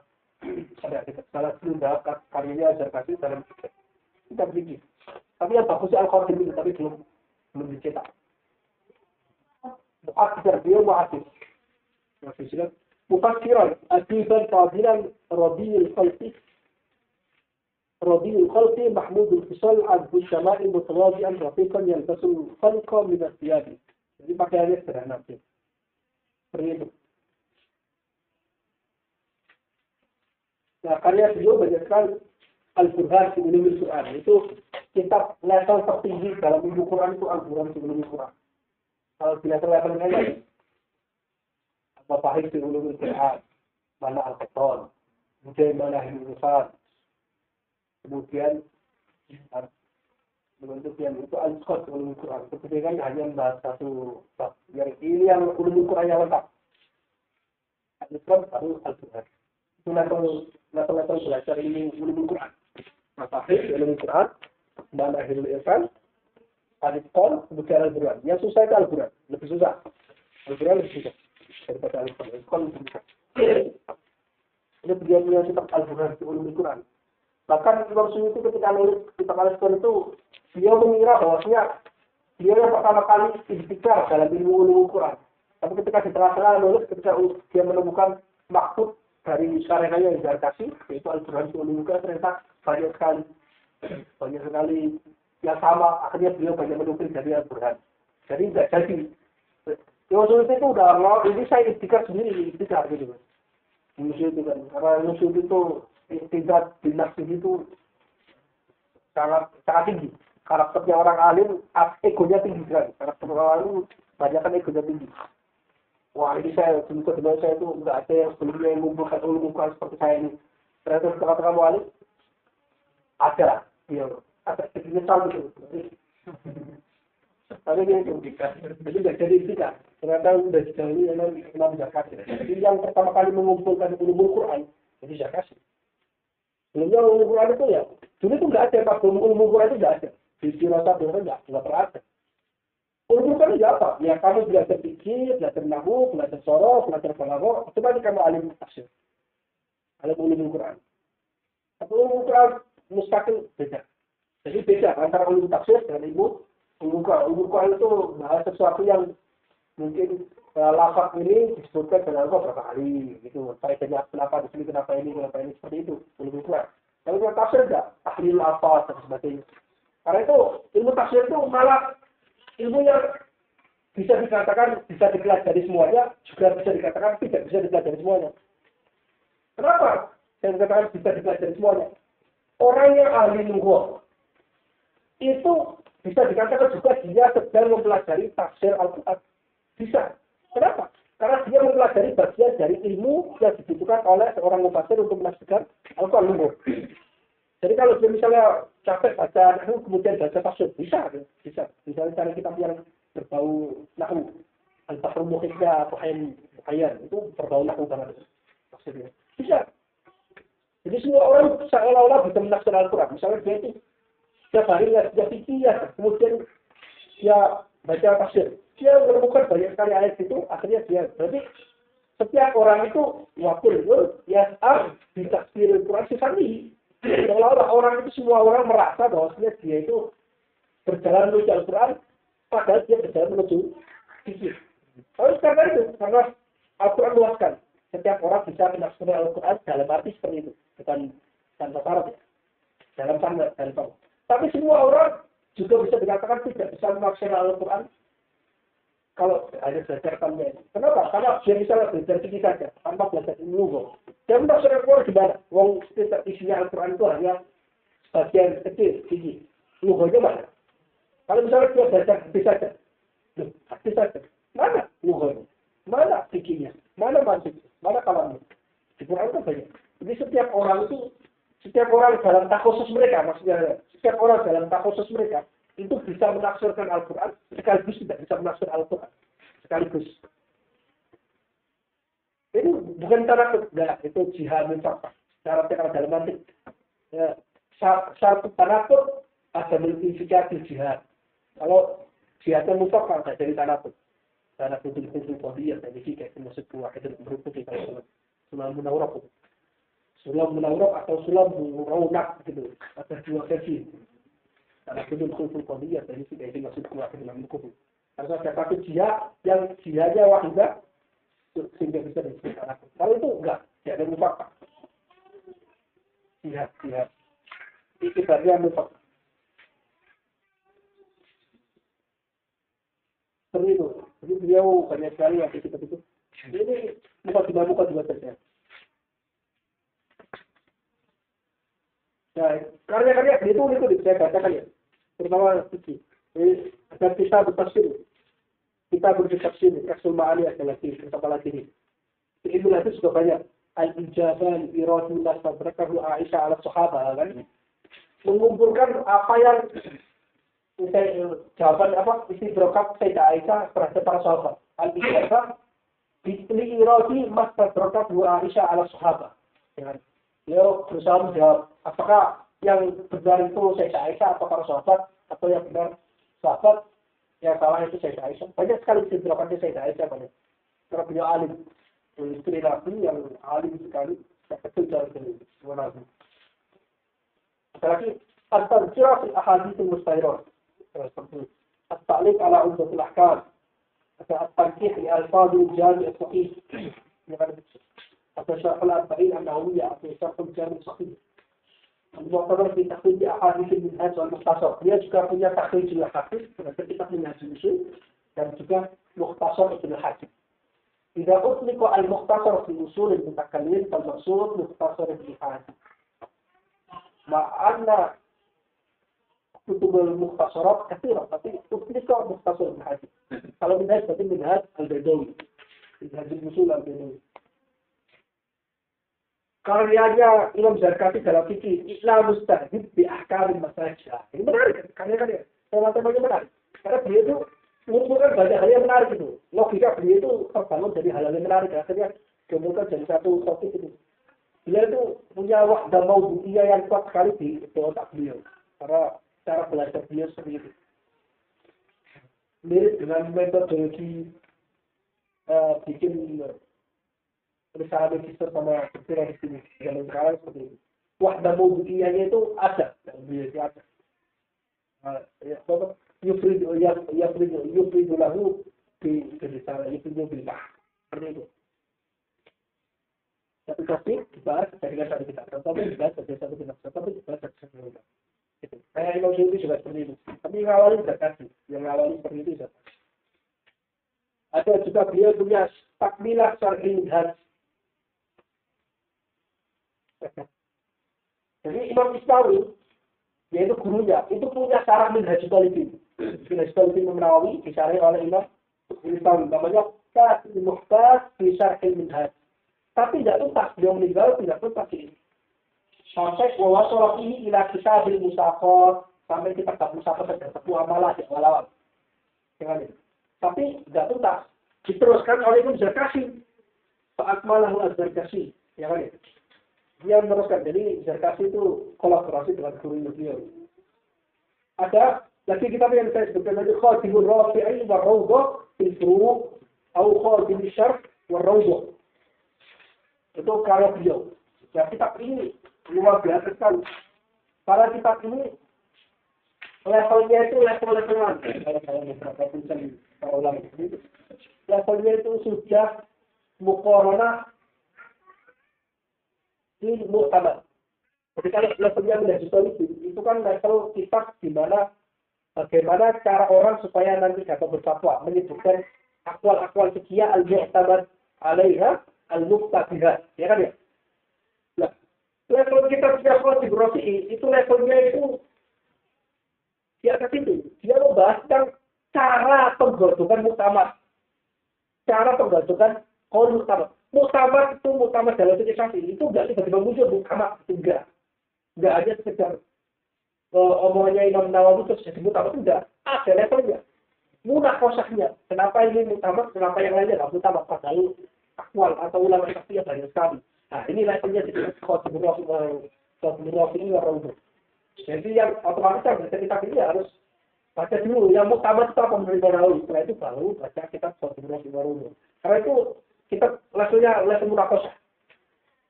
Jadi yang mengawali pertama kali level ini adalah Imam Islam. Imam Islam itu yang punya akal suka mempertanyakan. Itu robotnya Imam Islam dua sekali. Kita bisa. Ya itu sulit. Itu kan apa ya? Duanya sekali bikin susah dipahami. Ya itu sulit itu robot itu duanya sekali. Kadang ada robot tapi tidak dijawab sama beliau. Kadang. Misalnya seperti itu. Itu robot itu misalnya ada tarif sendiri. Kemudian, oh ini bisa jadi salah. Karena seperti ini, jawabnya seperti ini. Bisa jadi salah. Misalnya seperti ini, jawabnya seperti ini. Kadang ini bisa jadi salah. Karena seperti ini. Dari jawab lagi. Orang itu bingung. Sudah masuk ke dalam salah, tidak dikirim balik lagi. Gitu. Itu yang salah. Misalnya itu robotnya luar biasa.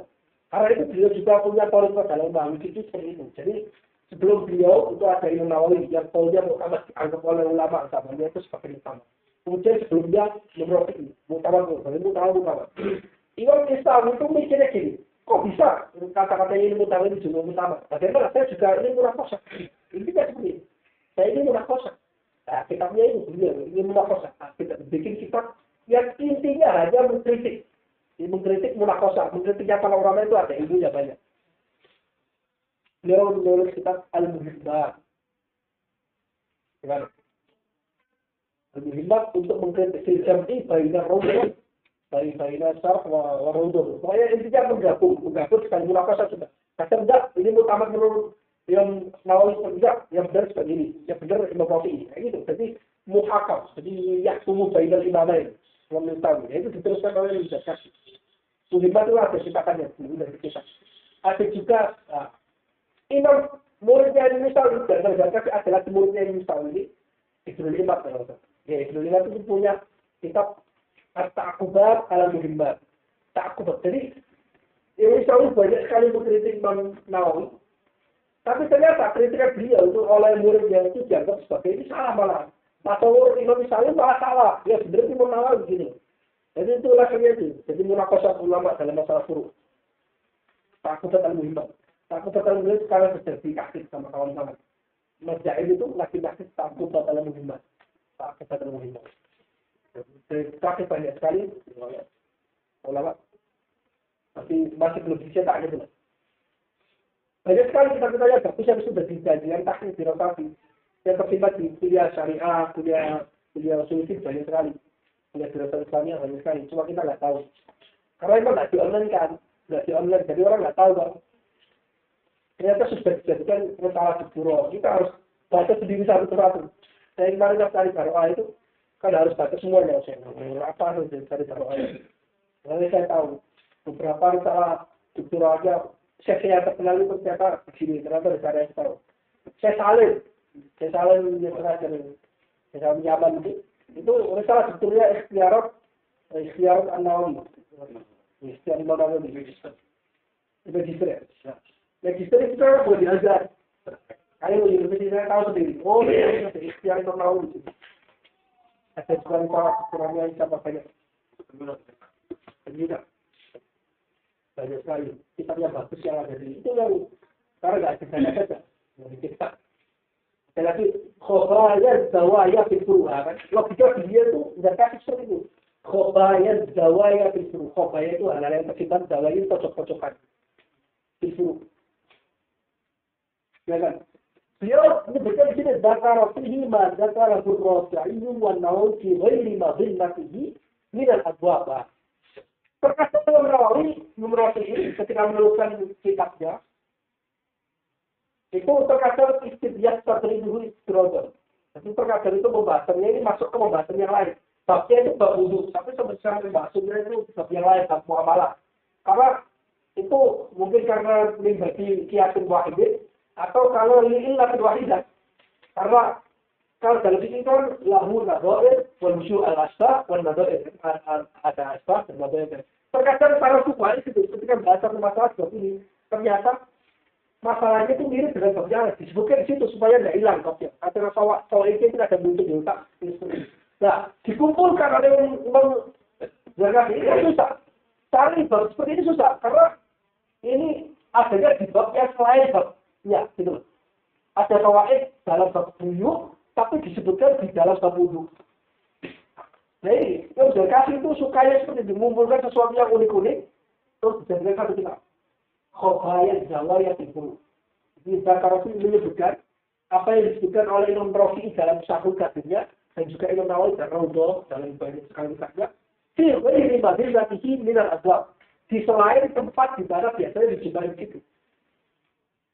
Ini yang memberikan. Warok sabahu tertibat, kemudian ditafsirkan lagi dimasukkan ke bab fikih lagi. Ini disebutkan ini di bab ini, harusnya ini maksudnya seperti ini, tapi istidrotnya masuk ke situ dan dikumpulkan. Ini menjelaskan. Ada lagi ad-ribas di tauhid al-minhaj. Wahwa wajib kita dikasihkan di syariah ini, ya beliau nyarai kita minhaj solihin beda dengan dia tapi menyempurnakan cara gurunya. Ya kan? Ada syarhul tahbir, syarhul tafsir, syarhul mu'tazal, syarhul wajib, syarhul dia juga mencari kita wajib. Wajib itu ya kalau dicetakan satu jilidan wajib. Itu. Langsungnya berarti sahabat dalam syarhul tahbir, syarhul tahbir juga nyarai wajib. Seperti itu. Jadi dia itu kealiman fikihnya nomor satu, kemudian ilmu usul fikih itu berbeda seperti itu. Kasus seperti itu. Kalau dia dalam usul fikih al-bahar mufid. Yang itu yang mencakup banyak sekali orang. Ada tasmiyul masawi, jadi tahu ya ini kitab yang ada salah satu bab di usul. Ada matlu'un nayrain. Ya kan? Ada muntahal jama' al-usul ila timar usul. Ada juga qawaid usuliyah, qawaid fikih. Jadi orang itu kadang itu yang nggak baca terlalu dalam itu kadang nggak bisa membedakan antara qawaid fikih dan usul fikih. Beda. Asalnya ada itu kitab tentang qawaid fikih, bukan kitab usul fikih. Qawaid fikih itu ilmu untuk merangkum banyak sekali huruf-huruf yang disebutkan dalam kitab-kitab fikih. Bagaimana garis merah atau benar pakai menyebutnya itu menarik garis tengah-tengah al-qadr musyarak baina al-furu' al-katsirah itu jadikan satu kaidah. Karena kaidah kan amrul kulliyun yang dari tahtahu furu'un juz'iyyah katsirah. Ini kan itu kaidah apa definisinya kaidah. Kemudian usul fikih beda dengan qawaid fikih. Qawaid fikih seperti itu merangkum kita usul fikih. Kalau usul fikih itu kaidah untuk istinbat usul fikih. Al-ilmu bil qawaid syar'i bil qawaid allati istinbatu biha apa? Al-qawaid allati تتوصل بها لاستنباط الاحكام الشرعيه عن الادله الفرعيه itu katanya Ibnu Hajar dalam Mukhtasar Ibnu Hajar. Ya kita tarik untuk tujuan dan sebagainya. Saya ini juga hubungan dengan akrab di syarh tanfis al-miftah. Ada kitab tauhid ilmu kalam. Itulah kita dengan tauhid. Ada luqatul ajrain kita diajarkan di beberapa kali kayak Usama mengajarkan, saya Ismail Farouk juga mengajarkan luqatul ajlan wa qannatul jam'an. Itu unik, kitab ini unik. Satu kitab tapi isinya tiga kitab, tiga bab. Isinya usul fikih, isinya mantik, ya kan? Kemudian isinya itu hadis. Jadi judulnya dari lupa betul ajlar, bahkan satu doa. Lupa itu hamil barang yang tercecer gitu. Kemudian orang yang tergesa-gesa terus ngambil barang ceceran. Terus bala itu ya baca atau sesuatu yang baca atau minuman gitu merupakan orang yang lapar, orang yang haus gitu. Jadi memang ngambil yang tercecer-cecer dari ibu-ibu, kawan-kawan yang tercecer dari banyak ibu kemudian jadinya satu kitab. Jadi memang dulu saya kasih. Kalau punya beliau tak ini seperti itu. Kalau beliau juga menguasai yang lain cuma cara belajar beliau. Cara belajar itu mempengaruhi orang itu nanti jadi itu mempengaruhi cara belajar orang itu nanti mempengaruhi insight ilmiah itu mempengaruhi. Kalau dia belajarnya itu ya kadang-kadang nanti hasilnya juga kadang bagus kadang-kadang. Kalau dia itu belajarnya banyak kakosannya nanti hasil tulisannya atau hasil apa-apanya juga bagus gitu. Kalau orang baca cuma saja, ya, karena dia cara belajar baca cuma saja, itu nanti nulis ini salah ini, itu susah cari judul. Kenapa? Ya karena nggak pernah baca kitab muasir. Sekarang kita disuruh bikin risalah yang muasir, ya kan? Logikanya ini beda. Jadi logikanya ada orang baca kitab syarah dan orang-orang baca kitab terus itu logika. Ya kalau ada baca disarai kemudian ngaji kemudian takdir itu ada. Jadi susah, ya kan? Saya merasakan, karena kebetulan akhir-akhir beberapa tahun itu enggak nengok kita mau akhirnya ketika Indonesia yang judul itu kok sudah ditulis ini gimana? Susah karena banyak baca itu. Tapi kalau baca kitab muasir itu gampang saya jujur gampang. Nulisnya materinya kan sudah itu dan nggak mungkin kita nulis dari kitab muasir. Begitu. Buka di mana saja ya tentang ini. Ya, seperti itu. Jadi intinya pemilihan kitab ini, kenapa tanggung jawabnya, kenapa harus dijawabnya, itu saya sudah beberapa kali pertimbangkan dan banyak hal yang bisa didapatkan dari kitab ini. Tapi nanti karena kita ini pembahasan usul fikih nanti dari syarah tanggung jawabnya Zakasi ini, saya tidak baca semuanya. Fawaid-fawaid yang terlalu jauh dari pembahasan usul fikih tidak saya baca, saya loncat supaya cepat hatam. Karena kita bisa fokus tentang usul fikih. Kayak usul fikih atau mukadimah, mantikiyah, kalamiyah yang ada hubungannya kaitannya dan lughawiyah yang ada kaitannya dengan usul fikih langsung. Nanti kita baca. Tapi mantikiyah nanti saya baca kitab matan tapi jawabnya satu faktor yang ada di sini, kemudian diterangkan dulu. Kemudian kita baca lagi syarahnya Zarkasi terhadap matan penjawabnya, saya pilih. Tapi tetap pakai kita pilih. Seperti saya itu caranya saya jangan taruh.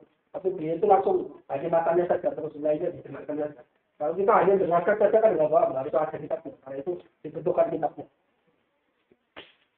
Supaya bisa tahu caranya mencari matan supaya seperti itu.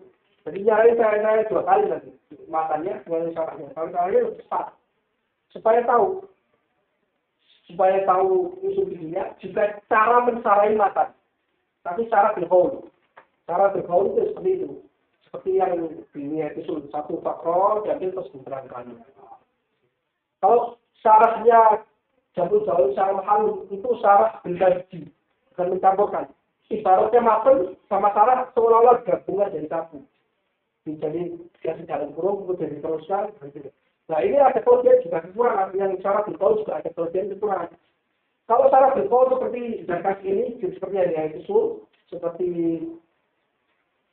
kita al-majmu' itu kelebihannya itu orang yang membaca itu bisa membedakan mana yang matan, mana yang syarah. Yang pertama. Kedua, fokusnya itu lebih fokus. Jadi ini fokus tentang poin ini. Oke, jelas. Jadi nggak kemana-mana. Penjelasan juga kemana-mana. Tapi ada kelemahan yang sangat dikau. Dia taklil lafzinya nggak sekuat cara pribadi. Taklil lafzinya nggak kuat. Karena sama pribadi itu ikrofnya harus disamakan, nggak disamakan. Seperti itu. Tapi kalau kita mengejar kaidah usul fikihnya lebih baik dengan cara bertolak. Karena terkadang tahlil yang terlalu dalam, ya. Itu karena susah. Kadang ada orang yang level lughatnya itu, nahwu sorofnya, balaghahnya itu rendah atau enggak paham sebelumnya belum belajar, tapi langsung masuk ini malah nggak paham, akhirnya tidak bisa meneruskan. Karena dia dicampur maka dengan caranya dicampur sekali bisa susah. Ya. Tapi kelebihannya, yaitu dia kalau udah bisa baca syarah bebas, itu dia bisa memahami itu, berarti dia itu bisa kayak menyatu, ilmu dia itu kayak komprehensif. Menyatunya seperti ini, dari ilmu usul fikih yang dia pahami itu menyatu dengan ilmu nahwu, ilmu soraf, ilmu lughawi yang berkaitan dengan usul fikih itu menyatu. Tapi ya kelemahannya itu nggak bisa dibedakan mana matan mana salah, kita ngapalinnya susah. Pertopiknya loncat-loncat kadang-kadang. Pertopiknya itu warna istiqornya agak lebih banyak. Jadi saya di sini pilih yang cara dikol, pertama kawal muda, kedua lebih fokus pada membahas usul fikih, dan itu juga digunakan di azhar. Azhar pakainya kitabnya usul dengan cara al-qaul, dengan cara berhaji. Nah, baca kenapa jamu jawab di Indonesia itu terkenal susah, padahal lebih banyak yang susah dari jamu jawab. Karena yang dikenal syaratnya di jamu jawab atau mungkin punya sanadnya jamu jawab itu hanya dari jalur syaratnya asuki. Ya suki itu. Al-Mahali, sedangkan sarah mahali ada jamu jawab itu syarat berat, susah kan berarti. Maka orang itu, jamu jawab susah banget. Karena bahasanya itu langsung pakai syaratnya mahal, katanya mahal itu levelnya tinggi. Mahal itu karena levelnya tinggi sekaligus mahal itu punya kecenderungan al-ijaz dan ikhtisar.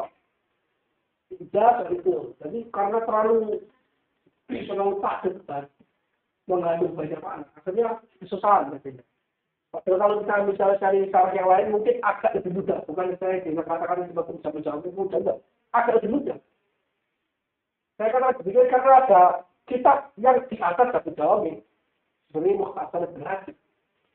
Ya kalau nanti semoga cepat hatam dan bisa hatam dan jangan itu nanti cari ya diusahakan itu bisa baca kitab Mukhtasar Al-Hadis. Tapi saya usahakan ketika menerangkan ini, saya usahakan istidlal juga masail dalam Mukhtasar Al-Hadis juga masail dalam kitab Minhaj Usul Membedoi. Saya gabungkan karena di sini di muka beliau Imam Tajuddin Subki ketika mengatur mukadimah itu beliau al-muhit bizubdati ma fi syarhiyya al-mukhtasari wal minhaji ma'a mazid al-kathir. Jadi kitab ini ditulis oleh Imam Tajuddin Subki setelah beliau mensyarah dua kitab yang utama dalam usulnya sebelumnya, yaitu Mukhtasar Al-Hadis, beliau Raf'ul Hadis, Al-Mukhtasar Al-Hadis dicetak juga. Juga mensyarahi yang Minhaj Bedawi, yaitu namanya Al-Ibhaj fi Syarhil Minhaj. Al-Ibhaj fi Syarhil Minhaj. Jadi kitab ini rangkuman dari dua kitab yang sudah diteruskan oleh Tajuddin Subki, rangkuman kemudian dijadikan akwal yang utama tanpa menyebut dalil dan taklil, tanpa dalil biduni tadlil wa taklil. Seperti itu. Karena itu menurutnya nanti saya usahakan betul terhadap masalah tidak ada di sini, tidak ada di syarahnya, tidak ada di syarahnya disertasi, tapi saya usahakan istidlal terhadap Mukhtasar Al-Hadis supaya saya bisa memahami paling tidak dalilnya. Dalam masalah ini juga di sini, tapi tanpa dalilnya saya nggak bisa Mukhtasar Al-Hadis juga ngambilnya dari Minhaj Al-Bedawi. Ya, kali ini mungkin untuk saya katakan juga mungkin ada yang ingin belajar terus pada sendiri silakan boleh, nggak ada kerusuhan nggak ada karena kalian sebenarnya muridnya guru ada di sini, jadi gurunya manusia bukan setan di sini. Mungkin kita seperti itu saya saran juga, berarti nanti bisa akan mata bisa disalami sekaligus bisa tahu isi globalnya tentang masalah aktif sekaligus tidak jadi nanti kalau melangkah sendiri mudah. Semoga dimudahkan. Wallahu muwaffiq ila aqwamit thoriq. Wassalamualaikum warahmatullahi wabarakatuh.